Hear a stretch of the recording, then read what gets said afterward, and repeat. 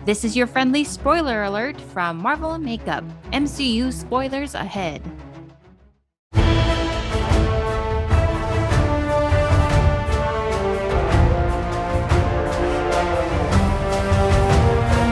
Welcome to Marvel and Makeup. I'm Quincy. And I'm Kay, and this is a podcast where I teach Quincy a little bit about Marvel. And I teach Kay a little bit about makeup.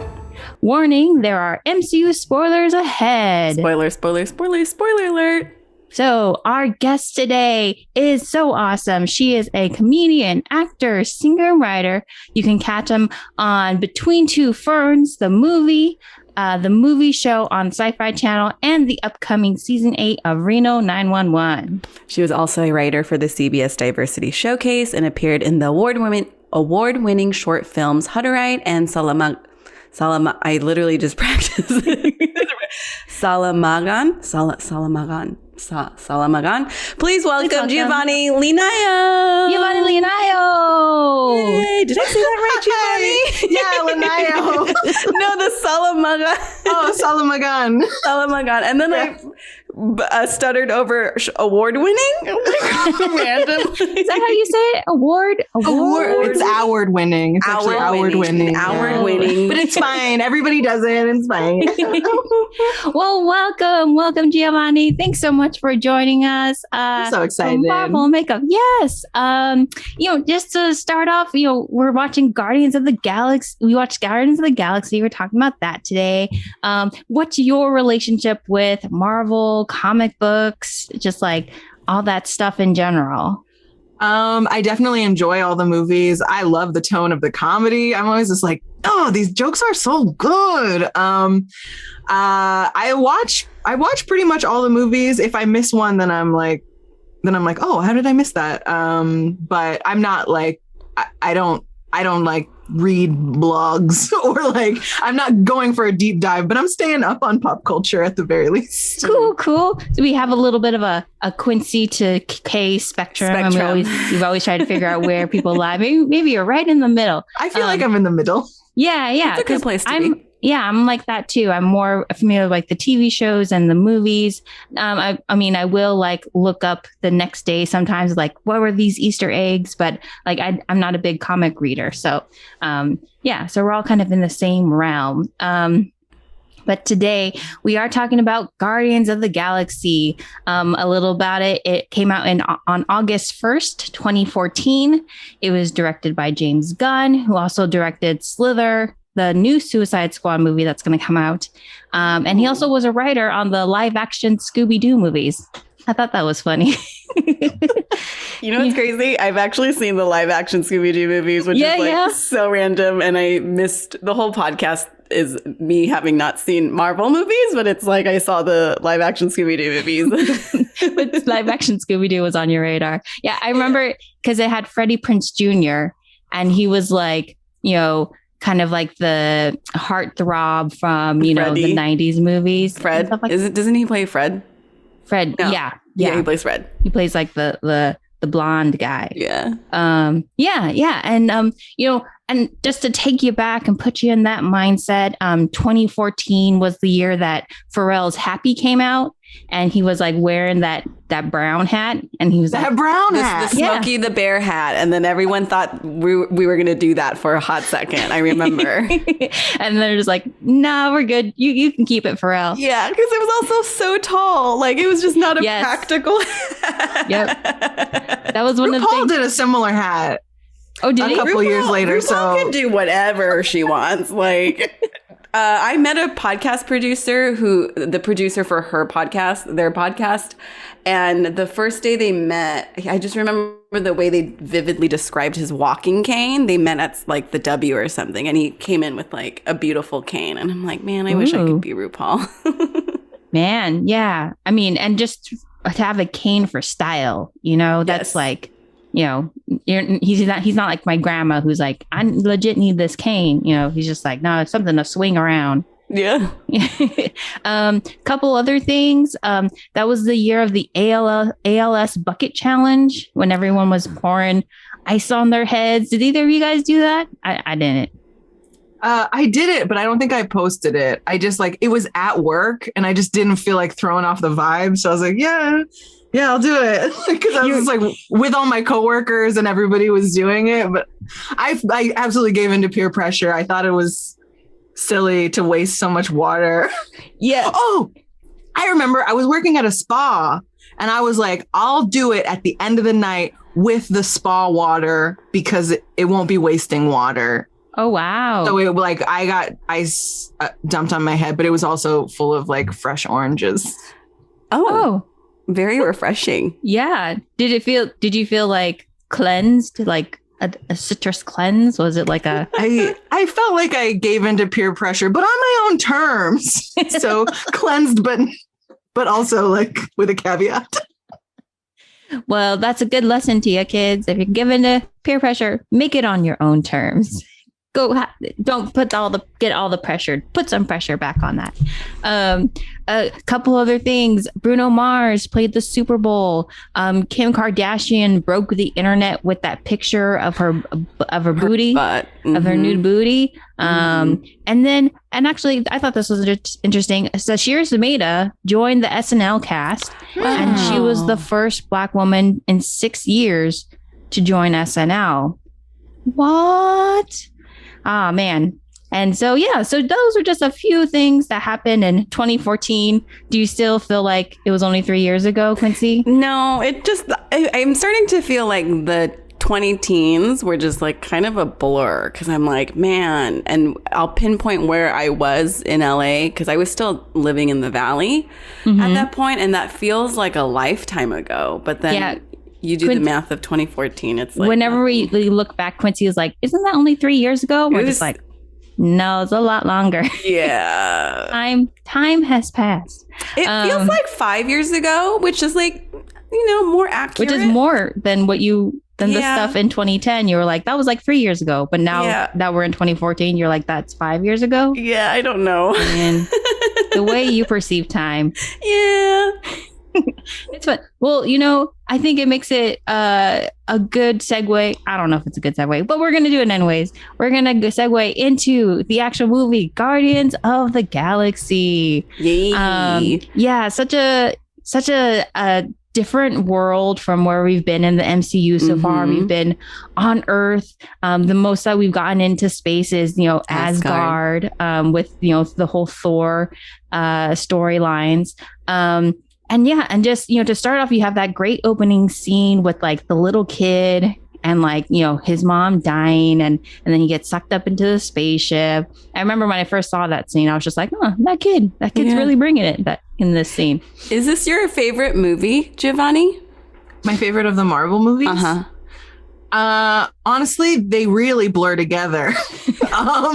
But when you sent a list of options, I was like, oh, hell yeah, Guardians, yes. Yeah. I really like this one. I mean, what am I gonna do about Black Panther? Not say that one's my favorite. I don't know. That one's so good.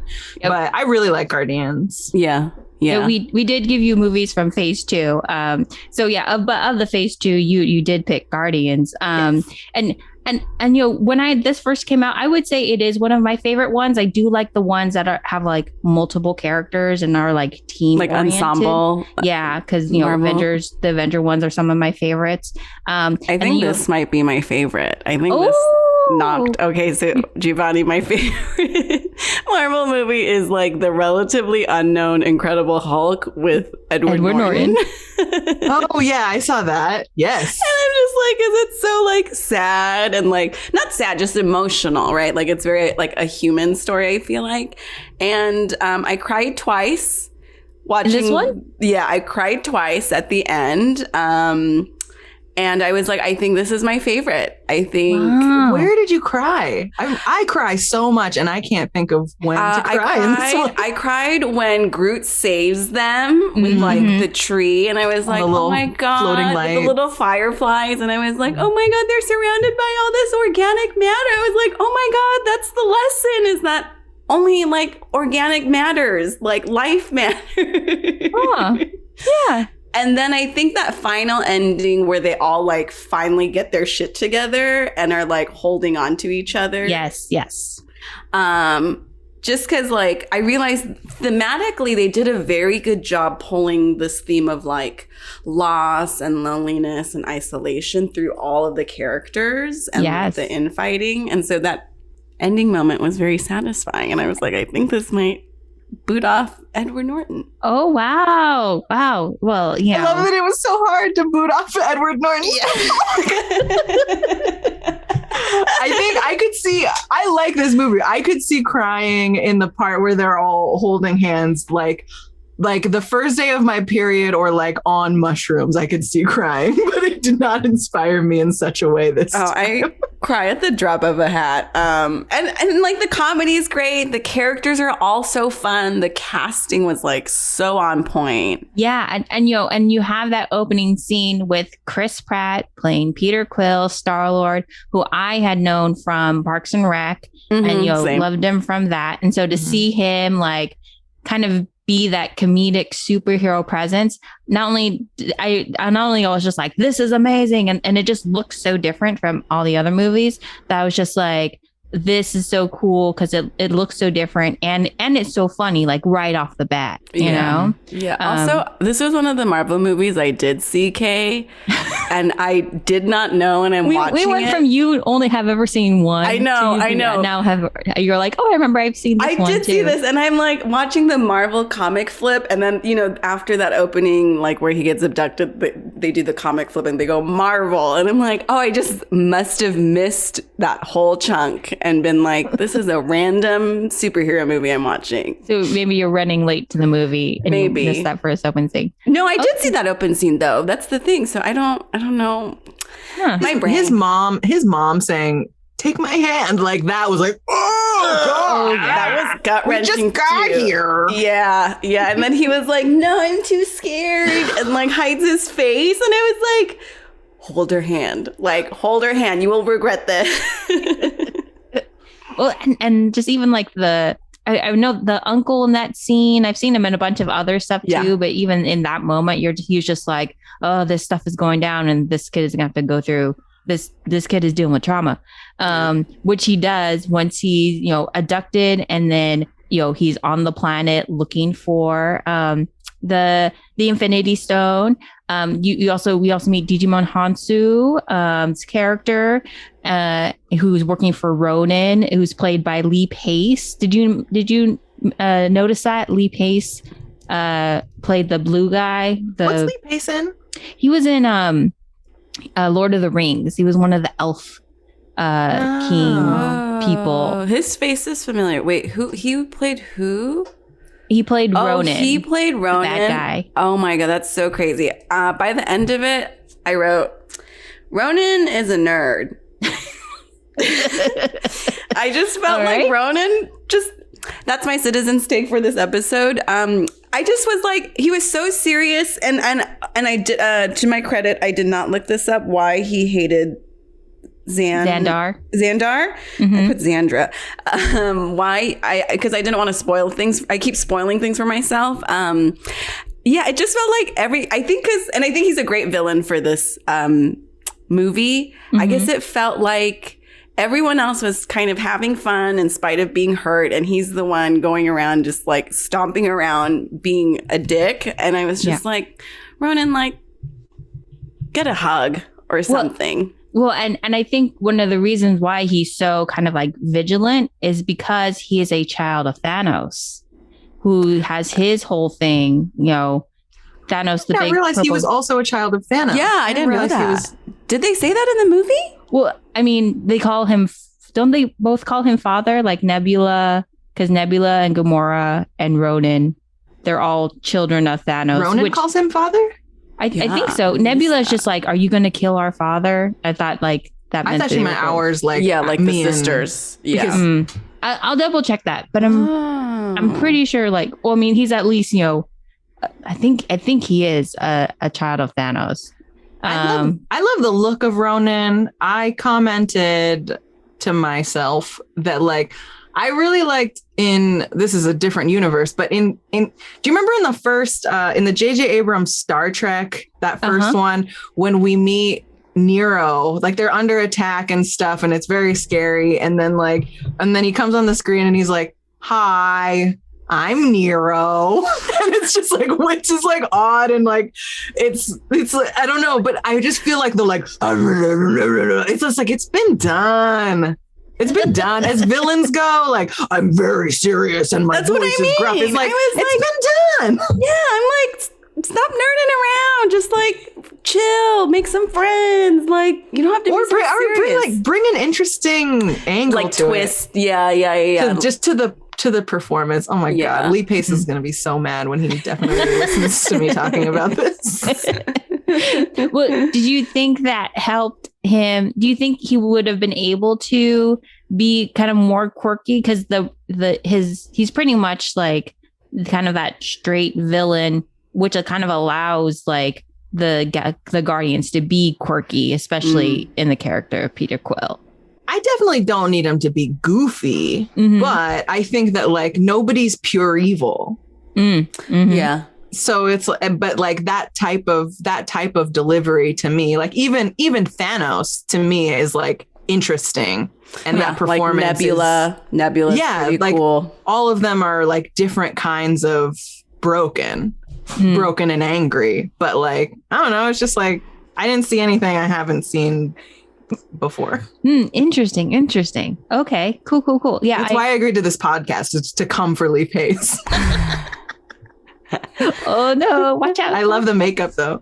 Whoever did his makeup, that's great. I mean, talk about eyeshadow. We're going to talk about eyeshadow today. I mean, he had kind of like a badger type running it down his eye. Crusty. Embrace the crustiness. Yeah.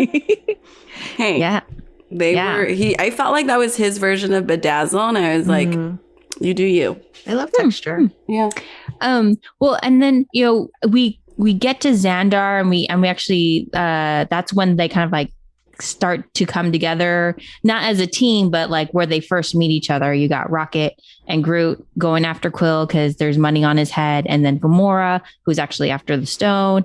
I always really like that fight scene because it's like we meet Gamora and you're just like, yay, badass female character, and also it's just like the humor in the choreography and the fighting. So many previous fights is just like we're fighting each other and it's serious, but there's so much difference of like we're fighting melee style, hand to hand, but then we're also shooting things at each other, and we're also using our gadgets to kind of get away from each other.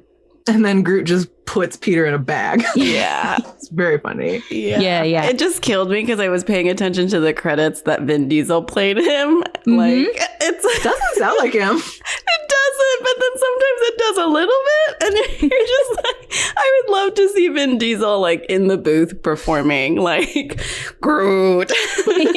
Well, and I read this when I was doing my looking things up.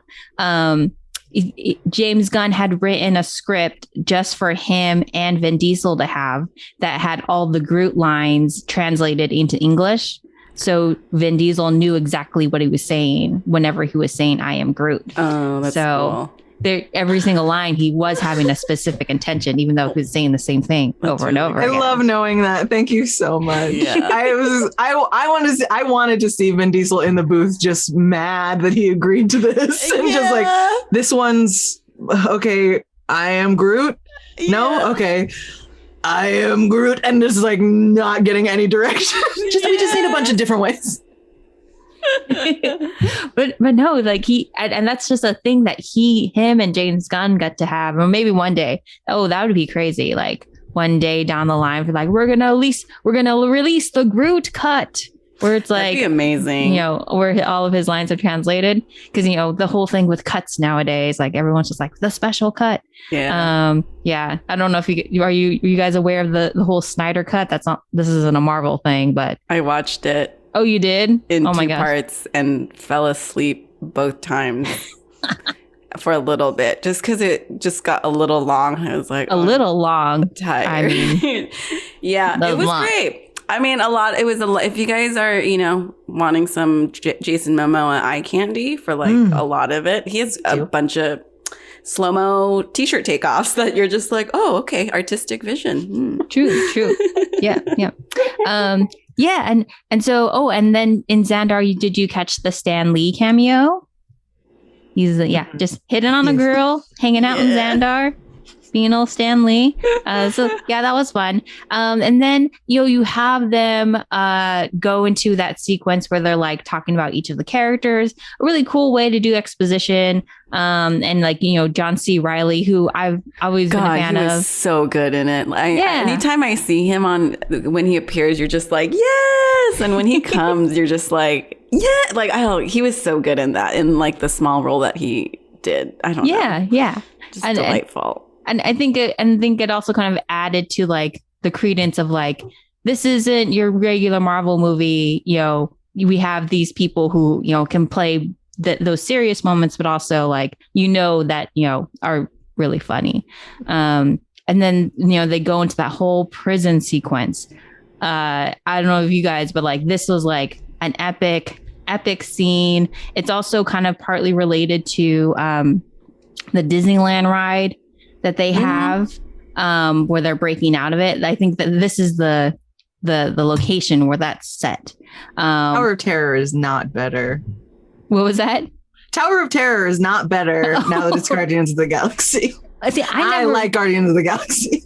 Yeah. I never went on Tower of Terror, so I never could contrast. But like, yeah, there's a whole thing where people were like, are diehard Tower of Terror fans. And once it switched over to Guardians of the Galaxy, they're just like, no, we don't like it. But I mean, I'm not a diehard Tower of Terror fan. It's just not better. Just objectively, it's not theming wise. It's just not better. What were you about to say, Kay? I'm sorry. The Tower of Terror people, it's literally still the same ride. Like, the sensation is the same. Yeah.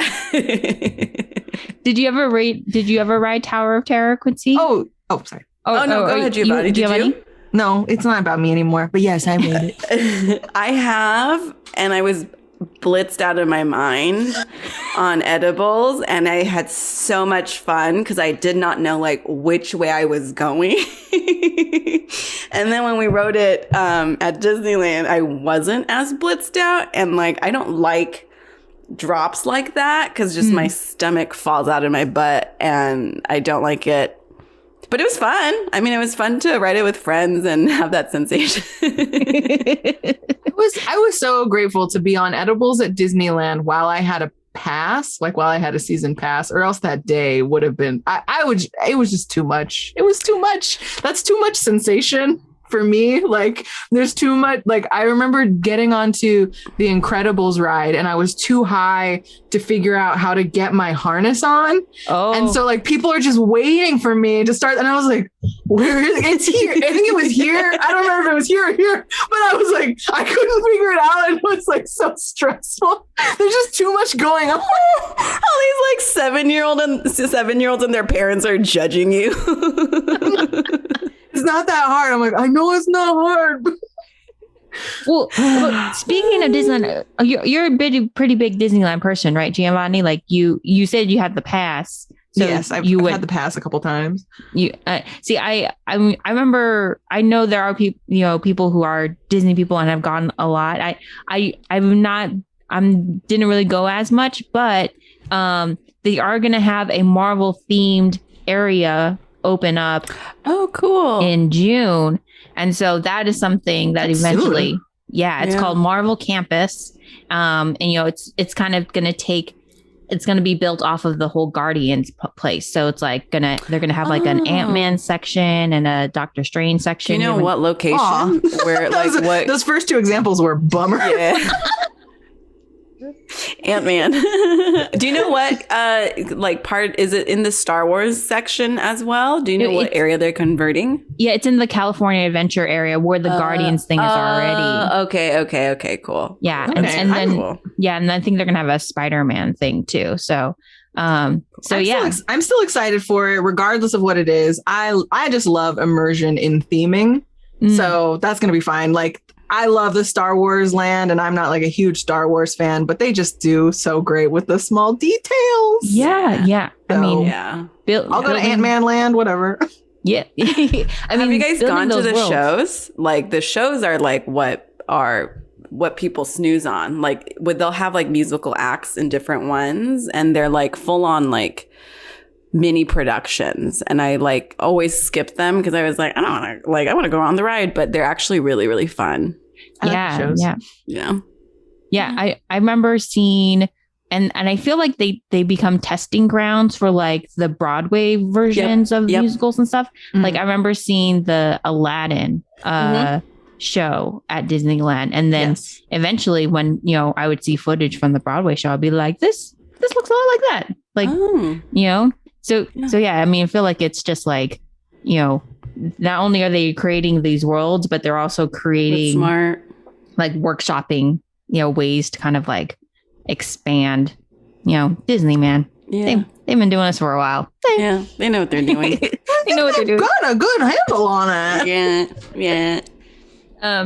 So back to Guardians, the big prison scene with them coming in and us meeting Drax, that great scene where he goes after Gamora and then Peter stops him. I don't know if you guys see Jurassic World, the one that Chris Pratt is in? It's kind of the same exact position he's in when he like, I remember he does this thing where like he holds up his hands to like the raptors.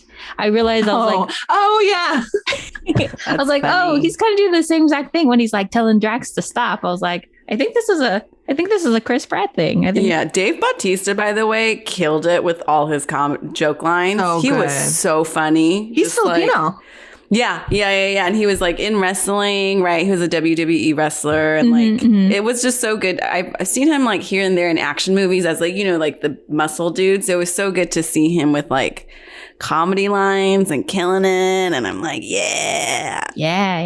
So he's great. Yeah, super super fun, and also just that whole sequence of like, you go from Rocket being like, this is the plan, we have to do this, this, and this, but this is the thing that we have to do very last. Yeah. And then Groot pulls the thing. It's like, or are we going to do it first? So yeah, I've seen this movie more than a few times, and I have the Blu-ray. So I've seen like the special features. And whenever they talk about like this scene and this sequence, it's just like amazing how like massive that set is, and like how they had to like choreograph all of the like the shots so they could like create that major sequence. And you also have the people playing Groot and Rocket like on the ground, but they're pretty much like in kind of a green screen type costumes, so they could overlay the actual CGI of Rocket and Groot. So whenever I watch that sequence, I'm just like, oh man, that's a lot of work. That's pretty massive, that sequence. I thought it was interesting how in that like high octane action scene, Peter is negotiating with the prosthetic leg guy. Yeah. Because I just feel like in every other scenario, like if they need something, they like take. And it's just like, he's like, what can we do? He ends up paying him for it. And it feels off brand, but I appreciate it. Cause sometimes I'm like, what'd they do to you? Like, it's a lot of innocent people getting hurt here. Yeah. And I think that also makes it like, what again, another way that this movie kind of separated itself from the rest of the MCU. Like, they were creating this main hero guy who was like the leader of this team, but he's kind of he's like kind of like the weakest link in a way, of them. But he's also the one that kind of like ties them together. So, here's a hero with different strengths. Speaking to that too, Gamora, there were so many moments where like, essentially just a bunch of dudes duding around her, and just her having like women thoughts of like, God, these idiots, like just God, like I'm gonna and then she even says, I'm gonna die with a bunch of idiots, right? Yeah, surrounded by morons. Yeah. She was so good. Yeah, and just so kick-ass. And oh man, she even continues that. This is the great thing too. This is the first Guardians, so they continue to stay with us, and their stories evolve even more. And when I'm watching this, like, oh, this was only the beginning. Yeah. This was only the beginning. Can we talk about Yondu as a villain? Yes, let's go talk I about yes. loved him. Oh my God. Like he was like, you know, going about like Ronan being like such a flat villain. Like he was so multidimensional. Like the character was great. Like, and I hope we get to see, I don't know what his weapon is called, that arrow that he whistles. Yeah. Mm-hmm. It also reminded me a little bit about Harry Potter. So I think I really loved it. Like it just like whizzing around. Yeah, he was phenomenal. And like that they have this like mutual, kind of like he respects Peter for being as wily as he is. But like, you know, yeah, there's this weird like paternal figure thing going on as well since he raised him. Yes, and I'm so glad you pointed that out because in the next movie that actually gets explored a lot more in Guardians of the Galaxy too. Because they hinted it, right? Like, oh, should we have delivered him to his father? Yeah. Yeah. And he pretty much, you know, he picked him up when he was a kid. So he pretty much raised Peter and, you know, raised him to be a thief, but at the same time was his main kind of like father figure. And then other great, you know, characters, you have Nebula, Gamora's sister. You know, she doesn't really have that much camera time in this one, but she also goes on to do a lot in the MCU. Benicio del Toro as the Collector. Good. I mean, talk about quirky. I mean, his whole vibe. I was just like, I don't know how he came up with that, but it works. God, but it works. So yeah. And when I remember one of my favorite moves of his is when he looks at the stone and he's just like shaking his hands. He's like, "Oh, beautiful," you know. And he's looking at it. I was just like, "Wow, that's so freaking quirky," you know. Yeah. So yeah. So and then that whole scene too of like his whole collection. And do you remember from Thor, the end of Thor 2? That's where they dropped off the red one, the ether stone. So he was already, that's where we were originally put in his mind, is like he has it out for the Infinity Stones. And he also talks about the origin of the Infinity Stones. So they're definitely laying, you know, the ground for all the action that's going to come related to the Infinity Stones and how they're important and stuff like that. And then even like they're just like the fun jokes that running jokes, like the Footloose joke with Kevin Bacon was super fun. I was just like, it would make me think about it like, I guess if I was to go out into space and be like, who are the great heroes from your planet? I'd be like, would I be like Kevin Bacon? Would I be like, yeah, Kevin Bacon? He's, you know, you would think like, you know, it would be like, you know, Arnold Schwarzenegger or Sylvester Stallone, but no, like Peter Quill's like, I'm calling Kevin Bacon's one of the great heroes from my planet. Yeah. Just another way to show that like, here's a hero. How quirky he is. Yeah.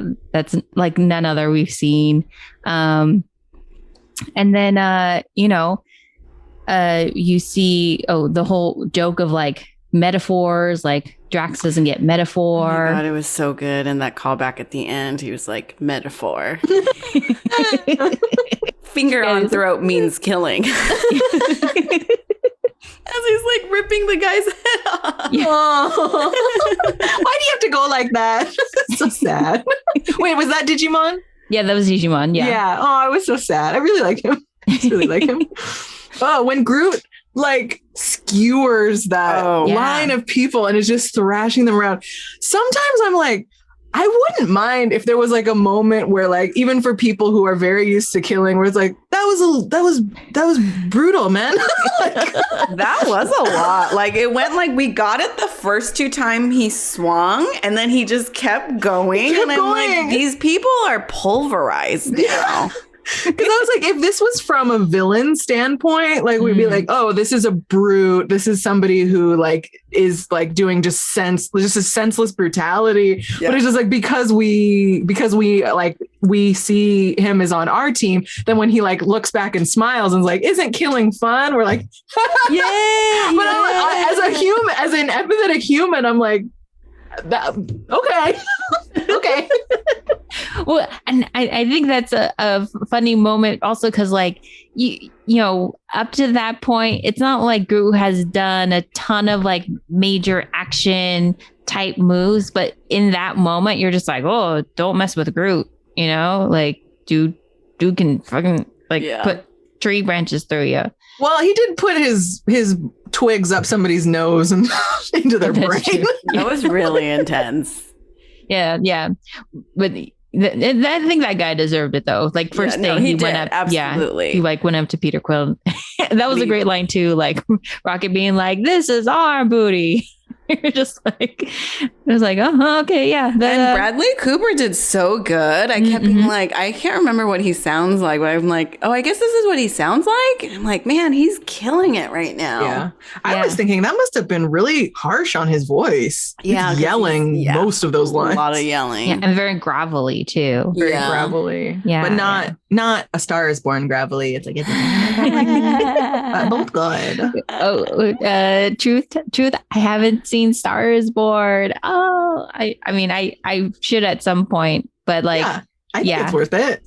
I remember watching like the first 30 minutes, and I think at one point, I think I was eating dinner, and I was like, I'm finally gonna watch this movie, and like he throws up like within the first like 10-15 minutes. I was just like, oh no, okay, I need to watch something while I eat dinner. Push through. It's worth it. Cool. Very good. Bradley Cooper's great, and he's so good. And I'm glad he did like a little bit of the reboot of Wet Hot American Summer. Right. Which I thought was fun. And then they had him as DJ Ski Mask so that he could be in scenes, which is like with a mask on, which I was like, that's fun. He's very famous now. Yeah, that's funny. He was the douchey guy, I think in what was it? Wedding Crashers or one of those like rom-com movies. And he plays like the guy that the that Rachel McAdams is supposed to be with. Yeah. Yes, and he's like yoked. Yeah. And I just remember him, and I'm like, that was Bradley. And then you go back, and I'm like, that is Bradley Cooper. Oh my goodness. Yep, and then he's in the MCU as a raccoon. Don't call him that. I mean as Rocket. As Rocket. Name by his name. Yeah, and then you have just that final also massive end space battle scene, which again, another thing that I was like, this is so different from MCU. We have like legit ships shooting at each other, and the Nova Corps showing up. That's usually a place where I tear up a little bit, where like the actor, his name is like Peter Senefos or something like that. He played the Tick on the Amazon show, where like he's just like he's like a British comedian too. Yes. I like him. Yeah. And where he says, he's the one like, I can't believe I'm taking orders from a raccoon. Yeah. Well, when he first shows up, he's just like, Peter Quill, this is so and so from Nova Corps. Just to let you know, I was against this. Prove me wrong. And I was like, oh. They're coming together. Yeah. And just overall a really cool, just different movie from all the MC movies we see before, and expanding the universe now that we're in space, and connecting it to Thanos, who we're gonna see take such a major role down the line in MCU, and then ending it with a dance off. I mean, come on, dance off. And then final battle area. What more can you ask for than like a movie just screaming, "This is different." Yeah.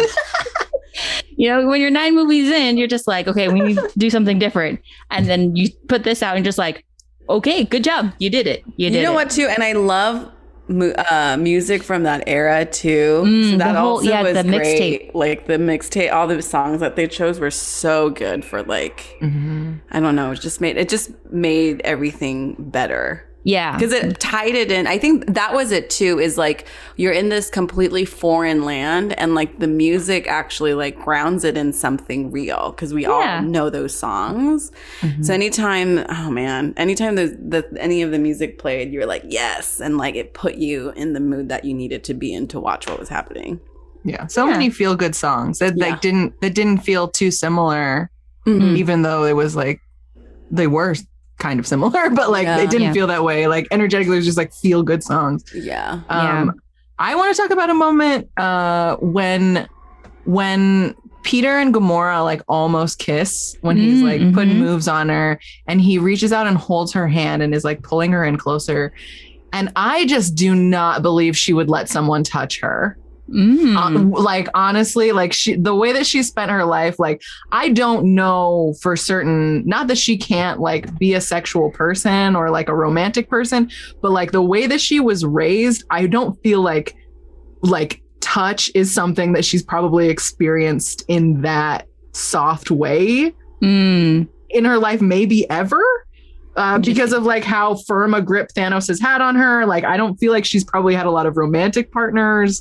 And I just like, she just seemed very comfortable being touched by a person she met the day before. And like, yeah, like you feel like maybe like she should have had a different reaction to it, or like they just sat in that moment too long. I honestly like, I don't know if she could have done it differently, because I know that like the vibe that they were going for and like the punchline they're going for in that. So it's like there's some things energetically that have to happen. But I don't know, like directorially, I guess I would have maybe wanted something in there of like a flinch and then accepting it or something. Because like I feel like probably the only contact she's had is combat. So like someone touching you is like, that's so dangerous. Yeah. I think would be the wiring. Yeah. Yeah. I think I will say too with Gamora, and watching this again, I wish we got to see her journey in terms of like, you know, like all she says is my father has been horrible to me, and then we just like accept it. And I wish we had gotten to see a little bit of just that turning point of like where she's just like something happens or he says something, so we're like, okay, this is why you're choosing to leave. The moment she decided to betray him. Yeah, because up until like we go, I wasn't, and I don't know if they did this on purpose so that you weren't sure what side she was playing on until then. Maybe that was what they were trying to do. I was just like, oh, I wish, like, I get everyone's like story, right? Like Rocket is upset that he's, you know, he feels like he's this abnormal, disfigured thing. Like Groot is Groot. Peter has lost his mother, and like she was the only one where like we didn't get to, I just wanted like a peek of like who she was and like what had happened, versus like she was the only one where like she showed up and said, here's me, and then like we went off. Yes, we didn't get it. It was all the information was just like coming kind of like from her, and like and kind of like in the perspective of like, this is her mission. Yeah, like I just wanted her backstory. Like we even get like Nebula's motivation clearer than hers, which is like Thanos goes, this is my favorite daughter, and then we see it on Nebula's face. Like, thanks, Dad. So funny. Oh, also, when they get to the prison, they're like, they say something to Gamora, and she's like, nah, I was planning on betraying Thanos. I was like, you would just say that? Like, you would just say that like in a room? Like, yeah, I was planning on betraying the most powerful being in the fucking universe. That was my plan, enemies. Like, what? That's wild to me. That's wild. Yeah. That is interesting, because like I guess at that point she must have been like, I don't give a fuck anymore, because I'm on this trail now, and if it comes back to me, like maybe she's just like expecting it. I guess. All right.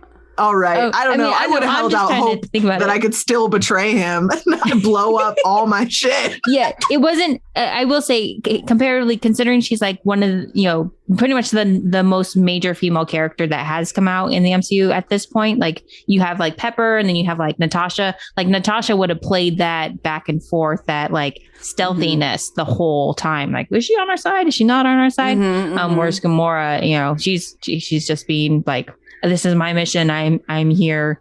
I'm telling you exactly what I want. And she's almost like, this is me. I also didn't understand, speaking of like stuff going on in the prison, I was like, people they were sleeping outside together anyways. And then she goes into her chamber, and then I was like, wait, everyone's just sleeping outside anyway. So why are you going into this room like it's a shelter anyways? And like all these guys are leering and we're like, we're gonna hurt you. Yeah, then, like, but nobody touches her. Yeah, no one touches her till like nighttime. And it was like they were gonna like gave her the courtesy. Yeah, just like wait. a courtesy, like, you know, get yourself settled before we slit your throat. And then they're like, oh no, like they don't care what happens when you're in here. Like you can kill anybody you want, but like everybody's like, I'm gonna kill you later.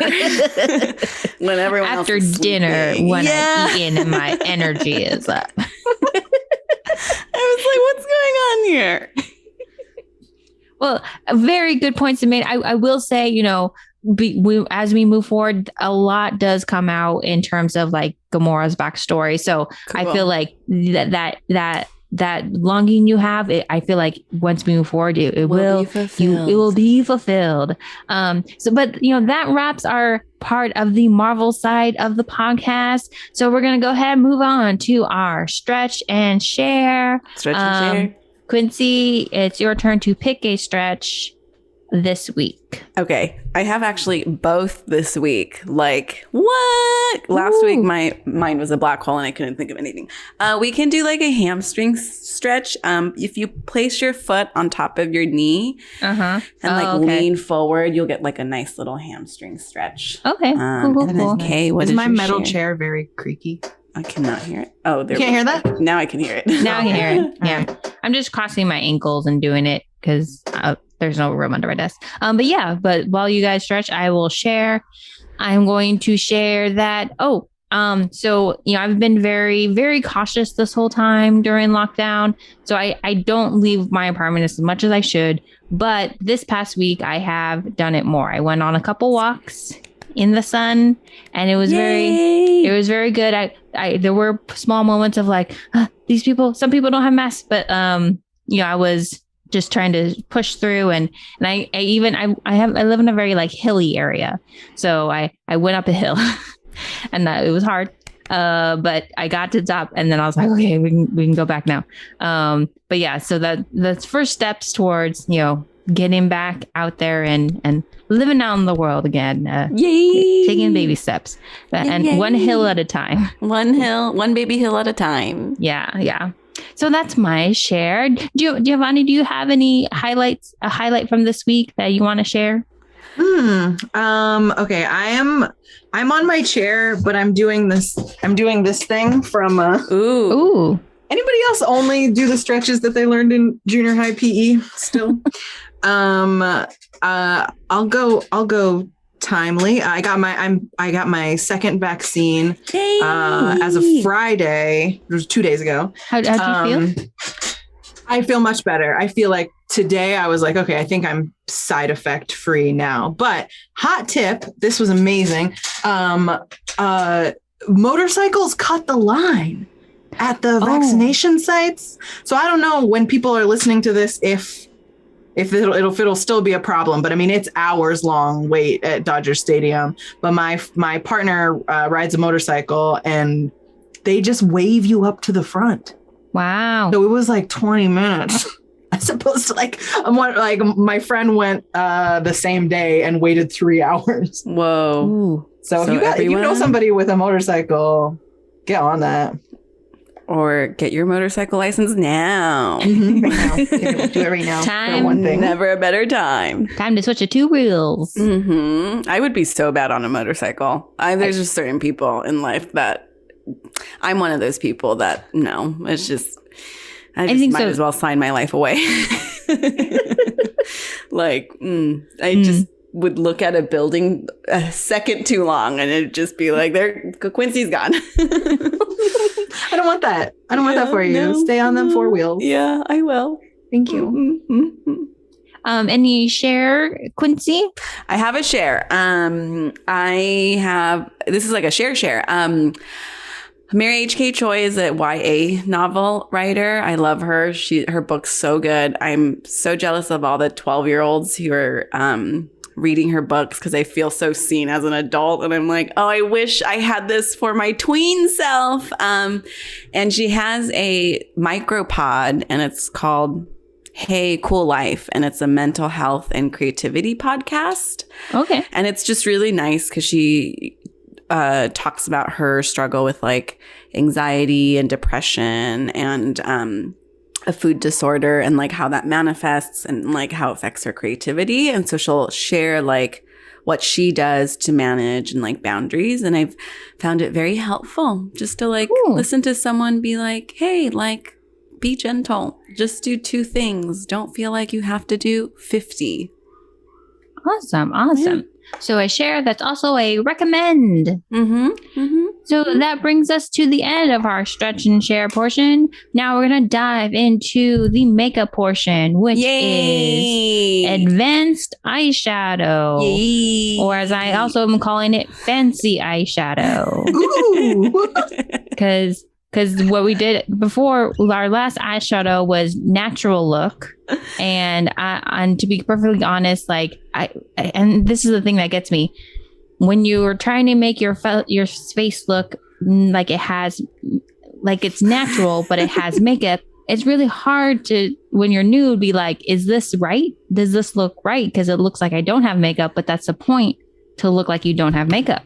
So I am looking forward to this because based off the pictures you sent us, Quincy, like it looks like you have makeup when you do this. Yes, we're going to put on makeup, or more obvious makeup, fancy makeup. We're going to work on a cut crease today. I feel like this cut crease look, my gut tells me it's from drag queens, because drag queens do a cut crease for drag makeup to, accentuate their eyes in a larger than life way. And I feel like now I see it a lot, like a lot of mainstream or like, non-drag queen makeup being influenced by drag makeup. Like I see a lot of women do it.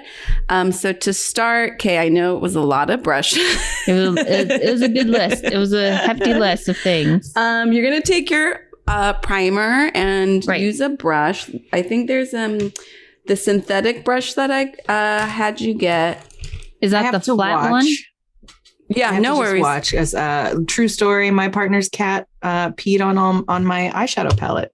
Oh I had a large eyeshadow palette covered in cat piss. Oh no! Was she mad at you, or was it an accident? I think that this cat really likes me.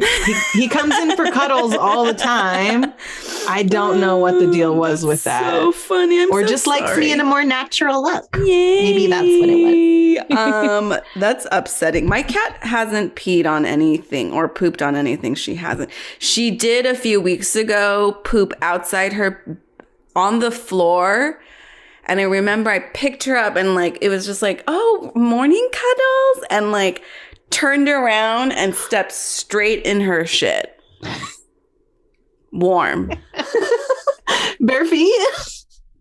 No, I didn't want to ask. Why did I ask? Yeah. The sacrifice for love.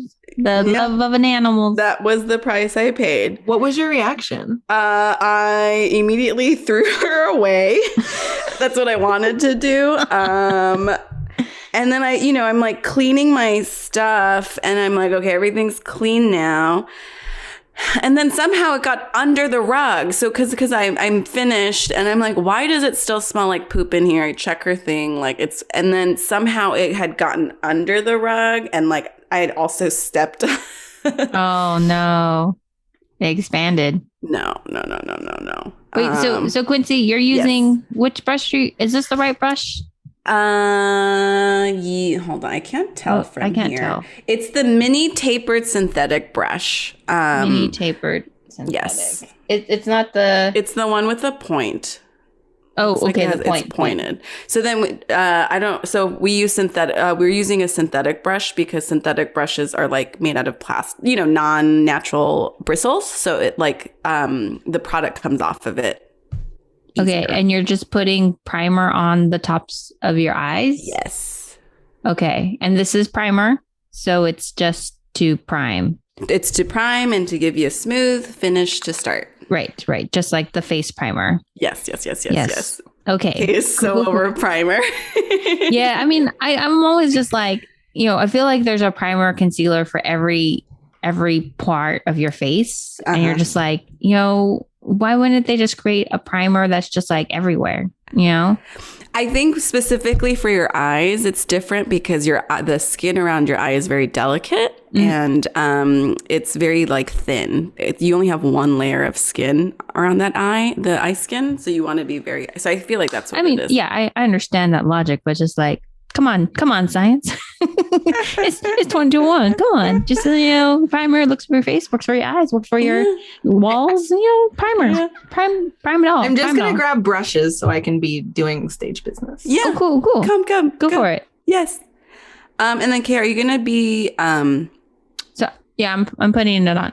Okay, cool. I wasn't sure if you wanted to watch the whole thing and then do it. What? Keep going and talking through it, and then yes. Follow along as you go. I might just do one eye for now. No, I'm going to do one eye. Yeah, I'm not doing both eyes. Yeah, I don't think we'll have time to do both. And then so for the 3 colors you pick, try to pick 3 colors that are like similar in palette that are easy to mix. Okay, yeah, I got this because it looked like something that, like, the colors look recognizable to me. Yes. Like falsies. Those are good false eyelashes. Giovanni.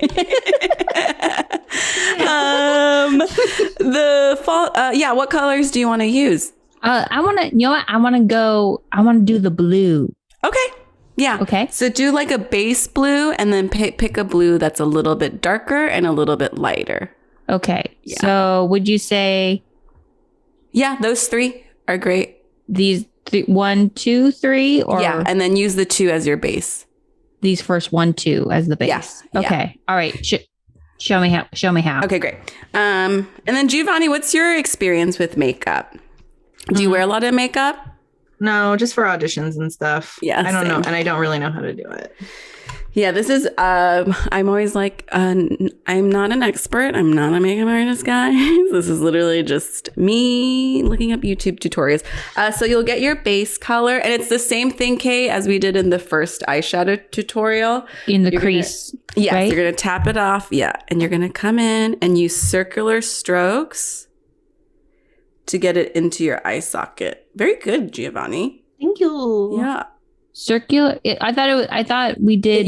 You can do windshield wipers. Like this, or circular in, circular out. And it's over the whole eye? Because I think last time it's into your eye socket. Into the eye socket. Yeah. Across the whole eye, because I thought last time you started from like the middle and just went out. Yeah. So it's the middle and then out. Yes, I'm going from the middle out. Okay. But the color is covering more of the eye because this has more pigment, and so I think you're seeing it. Okay. You're seeing it more. I can never teach words. Words teach mouth. You can see more of the pigment spread across my eyelid. Okay.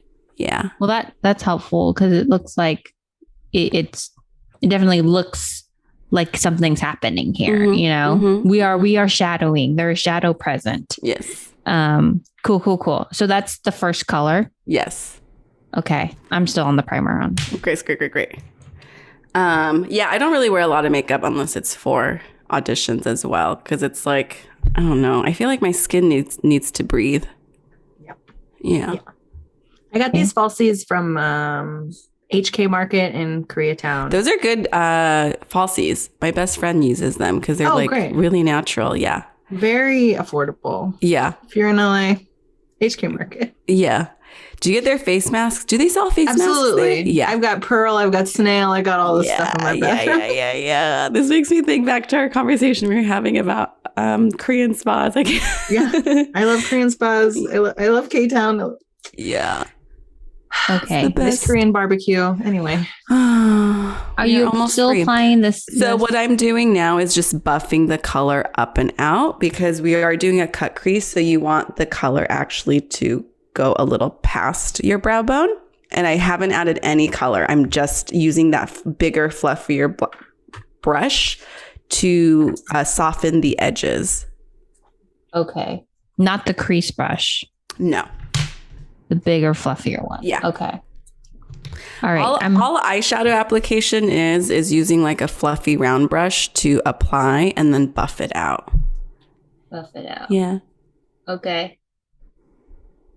And then Giovanni, a trick, I didn't know this until I started doing this, is if you want a more denser application, you hold the brush closer to the brush head. And if you want like a lighter, you hold it at the edge. Yeah. And they're like weighted. I guess good brushes are weighted so that when you are holding them at the edge, it like makes sense ergonomically. I didn't know that. There you go. Okay. How does it looks good from here? I think you could add a little more color. Okay. Adding more color. And it looks like I got like above the eye thing, but not like all the way to the lash You don't line. need to get to the actually, do you with this one? You can. Okay. Just because it is. Or maybe it's because, do you have eyeliner on? Maybe that's why you're. I don't have eyeliner on right now. You I don't have don't? any makeup on. Ay, ay, ay. My question is, what is this for, and am I using it correctly? That is like a face roller, and what it's supposed to do is it promotes circulation on your face. I'm sure there's like a YouTube tutorial where like pretty much I uses this a lot. I Yoshihara on our team. Like, it's to just, you want to create circulation, and I think you want to use like an upward motion. Everything about like face skincare stuff is like lifting. So think about like pushing up. Thank you. Yeah. And if you, I don't know if yours is like a stone one, but if it is, you can, I'm sure whether it is a stone one or not, you can throw it in the fridge and it'll get cold and you'll get like a nice cool sensation. Thank you. My fridge is already full of jade rollers. There's no space. I haven't used the jade. Have you? Do you use it frequently?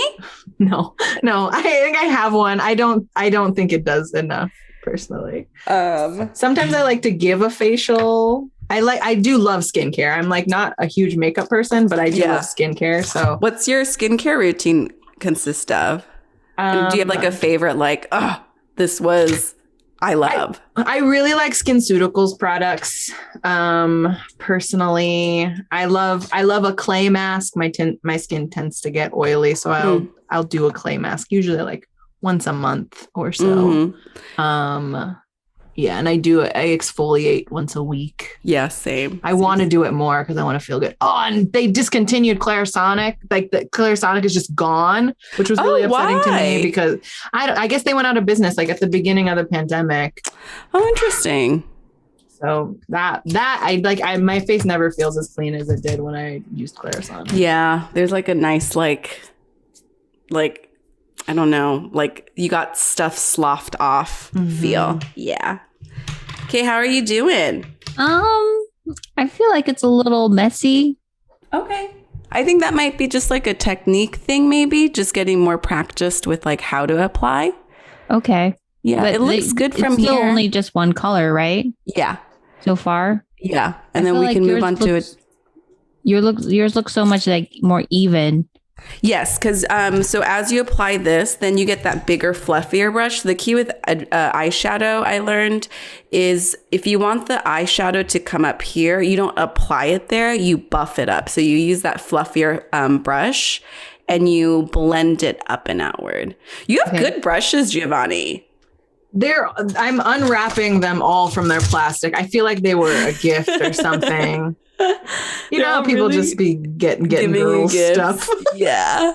Like, this is a good girl gift. Yeah. And then, there you go. Okay. And then again, it's the same buffing. And then you can hold your brush closer to the end just to get a lighter buff. This is the crease brush. Uh-huh. And then if you want it to spread a little, you can use the circular motion and bring it up above. With the same brush? Yeah. Okay. And then if you really want to soften the edges, you'll use that fluffier one to buff it. Okay. And is that the fluffier one that's not pointed, or the fluffier? Actually, I think I have two. Is it this one or this one? It's the black one. The black one. Okay. Yeah, it's like a round poof shape one. What is that? I was hoping you could tell me. Oh, I think it looks like some kind of scrubber. I feel like every girl has like a random bag of makeup they've collected over the years that they don't know what to do with. I do. And I'm like, what do I do with this? Who do I give this to without being like offensive? Like, hey, here's my trash. Take it. Yeah, I definitely have somebody's trash. And my skin feels really irritated after rolling this thing on it. So I'm just trying to soothe it. Oh, this is not a good brush. Oh man. I feel like through the years I've gotten a lot of like just like full boxes of like makeup kit things, and I've always kind of been like, okay, I thanks for the hint, I should be wearing makeup. But like, who gives these presents to you, Kay? I've gotten from the like aunts and cousins. Oh, interesting. You know, and I feel like it's like cool. It's like, oh, you open it up and you're like, oh, it's a makeup kit and all these colors, but it just ends up collecting like dust. And honestly, I've probably used the boxes. Like, I remember getting one that was like this like big silver box, and I was just like, oh, and I took all the makeup out and I put in like pens and Post-its and like, you know, paper clips, like stuff for stationery. Oh, I love. And just threw the, I don't know if I threw the makeup away, but I definitely didn't use it. Yeah. So you're applying the second color now? Yes. So when you're ready, you'll get your third darker shade and you'll really focus on the edge. The third one or the second one? The third one. Okay. Third dark one. So if your blue is second, you want to use number 3. Okay. The darker shade. It should be darker than what you applied. And you will focus on the outer corner of your eye here and really thinking about pressing it into that crease. So wait, so this is the third color you've applied? Mm-hmm. No, it's not the third color. It's number 3. Remember number on 3 your palette, you went on 1, the 2, palette. 3. Yes. Oh, okay. Yeah. Okay. Huh. Giovanni, what's the... Oh, wait, no, I guess I was going to ask you, what's the first thing you're going to do once everything's free? And I figured it'll be K-barbecue for you. Yeah, I definitely want Korean barbecue. What's your favorite thing to eat? I love pork belly. I love it. But also banchan, like I love good banchan. I like really, I'm sorry, I don't know how much you swear on this podcast, but I like really fucks with macaroni salad and potato salad. And like anything pickled. I love acidity. So like kimchi, anything, pickled anything. I'm about fish cakes. Have you had mochi nuts? Mochi nuts? Yeah. No. What's a mochi nut? It's a mochi donut. Yes, that's not what I think I just said mochi donuts. Sorry. Oh, yes. The donut shop that sells them. The one that I go to is called Mochi Nut, which is why I just called it. But it is a mochi donut. Yes. Okay. Yes. I've had them from King's Hawaiian, and I've had them from someplace in Seattle, in Chinatown, Seattle. That was very, very good. I like mochi donuts. Yeah. Oh my God. It was like crack for me. I had one, and I was craving one all day, and I had told my girlfriend she got like 6. I was like, I'm good. I'm gonna be good. I don't need 3 because it's either buy 1 or buy 3. Sat there craving one the whole day. Hey, how are you doing? I don't know. What do you think? It looks good. I think what you could do, we can use concealer to clean it up. We might want to clean right here just because I feel like you brought that down. Okay. And you want... Or I mean, we can turn it into a look. If you want to bring that blue down to here so it's part of your under eye. Huh? And then with the brush, since it is a rounded brush, again, think about blending it in. Yeah. Okay. I'm still using the crease brush to blend. Yeah. You can bring it down. Yeah. I mean, I feel like, you're like not even looking when you're doing this. You're not even looking at yourself. Mostly because it's buffing, and it's just all I'm doing is softening the edges. Okay. All right. And so Hmm. And I think we can just clean that up. Clean. Yeah. Does it help when you say the word over and over when you do it? It does. Clean. It does. Words are powerful. Yeah.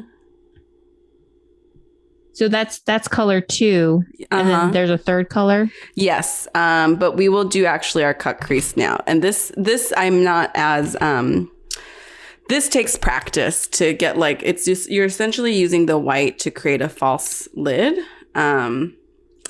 And okay, you okay? Have I lost you? No, I'm looking. And so you're gonna get your concealer. Okay. This is the only time you use concealer on your eyelid, and we're creating a fake eyelid. So you'll get your synthetic tapered brush. You're gonna get some product on, and you'll see. I'm not very good at this yet, but I'm gonna do my best. So you're just like going from the very inside. Yes, the inside corner. And you're what, gonna go across the lash line? I'm gonna go up. You're like,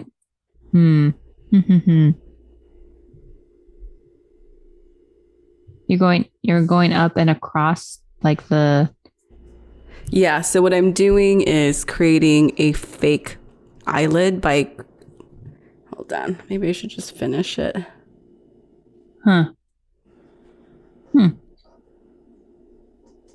Honestly, I look like I feel like I got punched in the face by the blue Teletubby, and he left a mark a little bit, and blue instead of a black eye, a blue eye. So it's this right here. Oh, and then we're blending it. And you would use so this is where my real eyelid is, right here, this fold. But this cut crease, you're creating a false crease in your eye. Okay. All right. And I've blended the color up here, so all the eyeshadow is up here. With the same brush? With this, you're going to use the synthetic tapered brush that you use to apply the primer. Okay. And you're going to use that to create this like fake. I don't know if it's fake. All the beauty YouTubers are never like, they're so like eloquent when they speak, and I'm sitting here being like, fake lid. Use a brush on your face. Yeah. And apply and gently mix. Put the stuff on their face and rub it. Yeah. Okay. It's actually not bad. All right.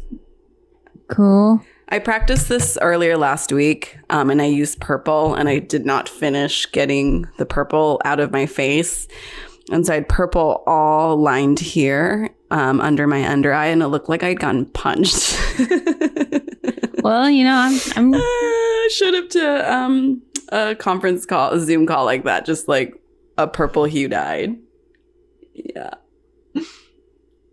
Where does the third color come into play? So we will put the third color over this and over that. Yeah. Because it's all about blending. And then you don't want this to go past this your eyeball right here. The iris of the eyeball. Yeah. Okay.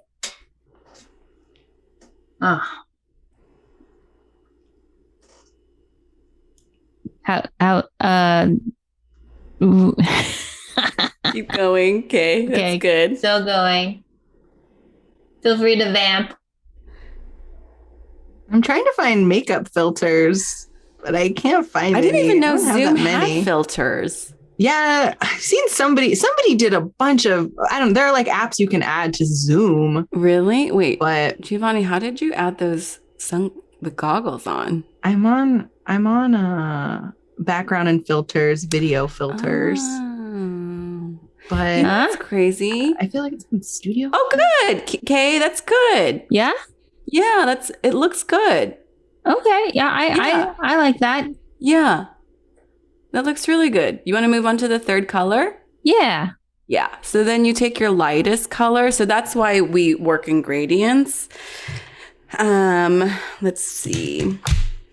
With the lightest color? Yes, we're gonna do the lightest color, and you're gonna. So was the first color supposed to be the second color? So you know how on your palette you went 1, 2, 3? Yeah. Your base color was 2. Your Okay. darkest color was 3. Your lightest color was 1. All right. So yeah, I used the wrong one. Oh. I used 1 as 1, and I was thinking and I used 3 as 2. Oh, okay. Okay. It's okay. So, It's okay. All right. We learn. So yeah. With the lightest color, you're then just gonna. This is not brushing. You're gonna pat it on. Okay. And are you using a crease brush for that? No, I'm using a flat brush. I think one of the brushes I got you was flat. I have this smaller flat one. Yes, you can use that one. Okay. That's the angled one. Yeah. Okay. Yeah. That one's cute, Jiavani. The closest I could find to makeup. You look so cute. You look like a little. This is my blush. I You applied look my like a little blush. peach. I applied my leaves. What do you have on right now? Do you have makeup on right now? Because honestly, I cannot tell. Yeah, I'm wearing makeup. I did, in case anybody's was getting those Instagram ads, I'm wearing Il Maquillage foundation.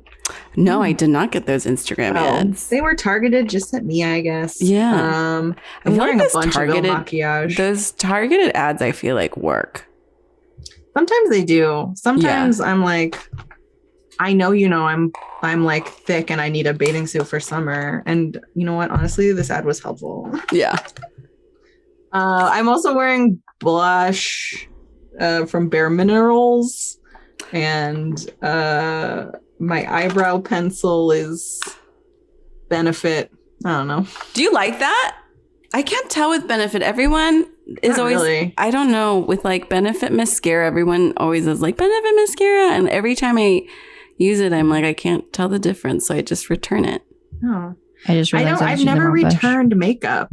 I just like if there's something I don't like, I will use it until it's gone. I'm like, well, now I just don't like my eyebrow pencil for the next 2 months. You can return it.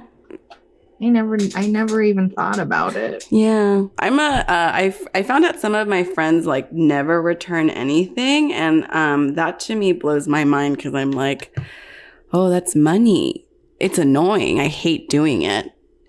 But I'll make time. Do you return things or do you? I return clothes. Like if I'm like really like, oh, this isn't working, then I'll return clothes. I would never send food back. And I wouldn't. I don't think I would think to return makeup because I'm like, well, I used it. Sometimes if it's like really bad for your skin, because some people have really like sensitive skin, I don't try to return makeup unless it's like, what is happening? Like I've had a mascara thing like break. Like I opened it and it broke and I was like, okay, I can't use this. Yeah, if something's defective, I'll absolutely return it because that wasn't my fault. But I'm like, people who return food, I'm like, whoa, you have balls. Yeah. I'm like, to me, I'm like, unless they did something wrong, like if it's like, oh, there's dirt in this, then like I made a choice. Now I'm living with it. That's fine. Yeah. What if it's like you ordered it a certain way but they did, like for me, like I'll be like no pickles, but they'll still put pickles on it, or like no sauce. I would just for something like pickles, I would just take the pickles off. Yeah. Or what about like a sauce? Like people love to put mayo on sandwiches. Like I don't like mayo, so if I get a sandwich and it still has mayo, I'll be like, ooh, can I get a no mayo? If I can tolerate the thing that I asked for that went wrong, like if I can tolerate it, I will, because I feel like once like if I'm sending it back, I can't trust what the second thing is coming back at me. So I'm like, I would rather know what's wrong with this one than chance the second thing having somebody's bodily fluids in it. Oh man, yeah. I've never vocalized that philosophy on restaurant food, but that's how I feel. They typically will just do it. They'll just remake it for you. Like it's usually not a big deal. Or have you worked in restaurants, Quincy? Yeah, I remember the first time I was like, hey, is it true that they really do that? And they're like, no, we don't really, do that. But well, some places do, some places I'm sure don't. they do. I'm sure they do. I'm sure there are assholes everywhere, and I'm sure they do. Yeah, I don't know. It just feels, I don't know if it's like being an immigrant person, daughter, like it just feels like a lot to like ask. Yeah. But yeah, and then you have to wait because then they have to go remake it, and if you're eating with a person, like they're waiting. How are you doing, Kay? I don't know. Honestly, I feel like this part, the inner part, and like here, if I hadn't gone, like if Down. if it had been cut off here, then I think I would be good. Yes. I think I just went a little too far. I crossed the line. So we know where the line is. Wait, can I do my thematic tie-in? My thematic tie-in today is so good. Good. Yes. Wrote it down. Like how and I did it in order of what we're doing. So it's Advanced Eyeshadow Cut Crease, right? So here we go. Like how the Guardians of the Galaxy advanced the reach and depth of the MCU and had such colorful characters like you do in an eyeshadow palette, it showed how loss and isolation can cut and separate you from being whole. And for that pain to crease to exist, we must connect with one another. That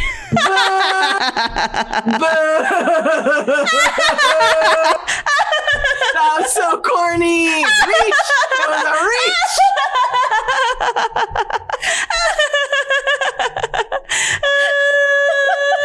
Oh man, hopefully you didn't hear any of our others, because when it comes to us connecting theme, we reached. That's what it's for. Yeah, it's literally like both things were decided, and this is what we decided connects them. I just love that Giovanni was just booed me as soon as I was done. Oh, that's great. I mean, my only connection was going to be like Guardians of the Galaxy was so different and more colorful than the other Marvel movies. It kind of looked like this. It had all these colors.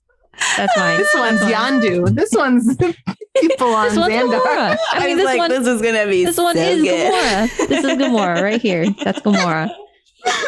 And then the people of Xandar were this color. Yeah. Color. Yeah. Although also with the people of Xandar question, it seemed like there were a lot of different kinds of people in Xandar. I couldn't tell because it was the jewelry person, but then it seemed like the people who were pink were also Xandarian. It's lots of places are colorful. Like Kree, for instance, when we go there and Captain Marvel, like it's like, oh, Yondu's from Kree, but so are all these. Oh, I see. Other people. It's interesting because usually in space shows, like if people are like Martian, everyone like looks the same. But I think that's a really cool way to depict a planet because, like, like our planet, we all look different, and it's like not everyone is homogenous. Yeah, and I think that's what Xandar is actually kind of supposed to be. It's supposed to be like known as one of those cities that's kind of a melting pot, and all kinds of different people have been there. Much like my top of my eye, a lot of things have graced this, and we're gonna. Fine. Okay, it looks great. It looks great, and I feel like now you can see. It looks. The final step would be to blend and then bring this color over, so it isn't so harsh. I feel like I will just for the rest of the night I could just sit here just blending and be like, let's see how this goes. Let's just take this on a journey and see where it ends up. But I feel like that ends up bringing us to the end of our time and our podcast for today. Thank you so much, Jiavani, for joining us. And if you would, and where would you like people to try and seek you out? Do you have any specific things you want to plug other than what we've already mentioned? No, you can follow me on Instagram at Jiavani, Jiavani. And I just want to say I was so happy to come on this podcast. Oh, I have so much love for you both, and it's so nice to see you. It's so nice to see you too. So nice to see you. Well, thank you again. And if you'd like to reach out to us or find out more about Marvel and Makeup, you can follow us on all social media at Marvel and Makeup, or you can email us at marvelandmakeuppod@gmail.com. Please rate and review and subscribe wherever you find your podcasts. So that, wait. Crap. And please. Wait, I like my brain went somewhere else. Please give us 5 stars so that our Asian moms will stop telling us to get married. Or maybe that's just me since Kay's already married. No, they're immediately just like, kids. The next step, kids. Gosh. Yep. And you're just like, choices. My body. Yeah. My Asian mom's real chill. I just want to speak for the very few chill Asian moms. Oh, wow. Nice. They're Sorry. it is possible. They are out there. It's possible. I'm sorry that I booed and then showed off that my mom doesn't No, pressure it's me about okay. marriage or children. This is what Marvel Makeup's all about, bringing all these different known places, things together. Yeah. So, thank you again. Thanks for listening / watching. Hope you join us next time.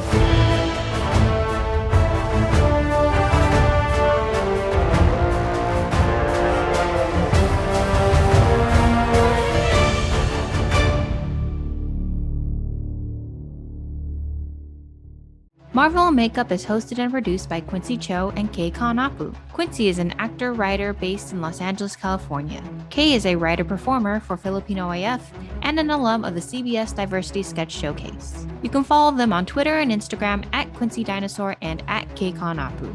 The music for Marvel and Makeup was composed by Clarence Yap, and our artwork was designed by Patty Lynn.